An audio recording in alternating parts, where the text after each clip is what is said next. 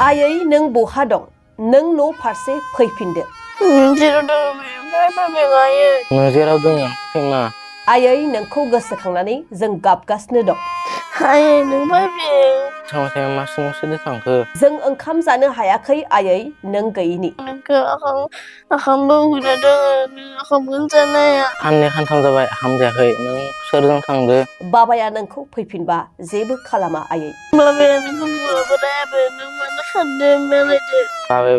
नोंखौ बुवा राया नों सोरजों थांखो? नों गैयिनि थाखाय जों फरायसालियाव थाङाखै आयै।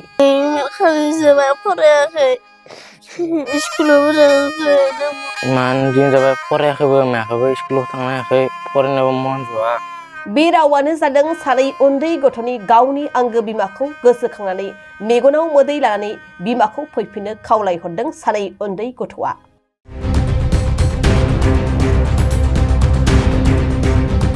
फिन सानै गथ'नि बिमाया सासे हाबा जानाय हौवाजों दोनखारलांदों।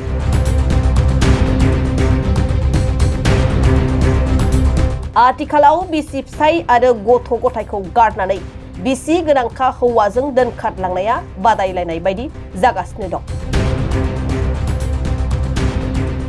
थिग बेबायदिनो तामुलपुर जिल्लानि करुबाहा पुलिस आउटपस्टनि सिङाव थानाय देफारगाव गामिनि सुरेश देखानि बिसि रुक्मिणी देखाया थांनाय 23 जानुवारि एबा सरस्वती फुजा सानखालिनो सासे ड्राइभारजों दोनखारलांदों होननानै फोरमायदों। फोरमायनाय बादिब्ला रुक्मिणी देखाया उदालगुरि जिल्लानि हरिसिंगा हालामनि 2 नं पासिया गामिनि कुशाल बर'जों दोनखारलांदों। आरो न'खरा फोरमायबावनाय बादिब्ला रुक्मिणी देखानि बिदानियाव कुशाल बर'आ ड्राइभार खामानि मावोमोन। बे खाबुखौ लानानै रावबो मिथिस्लाबै कुशाल बर'आ रुक्मिणी देखाखौ लानानै खारदों। बेनिखायनो सोरबाफोर बहाबा रुक्मिणी देखा आरो कुशाल बर'खौ बहाबाफोर नुयोब्ला हमनानै दोननो खावलायहरदों।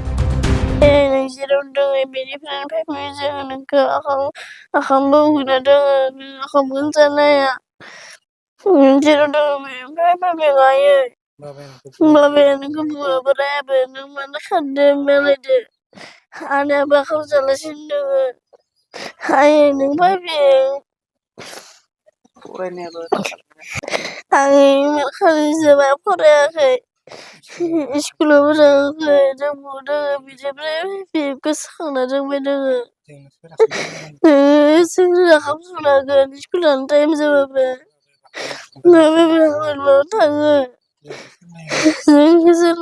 कलेजाव जाना फैबाय थायो। नों गैयाबा जों माला थाङो?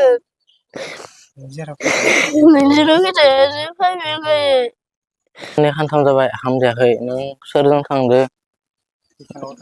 सोरजों थांदों सोरजों मादों फैफिन नोङो बाबाया इमान नोंखौ बुवा राया नों सोरजों थांखो?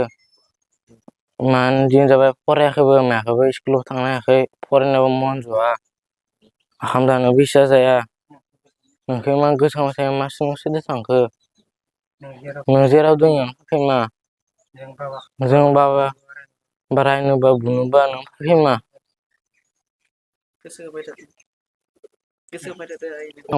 आंखौ फैफिन मा जेराव फैथाया फैफिन मा नोङो जेराव थाया जों ओंखामबो जानो खुवाबा मानो खुवाबा आबै मोनाबो गाबबाय थादो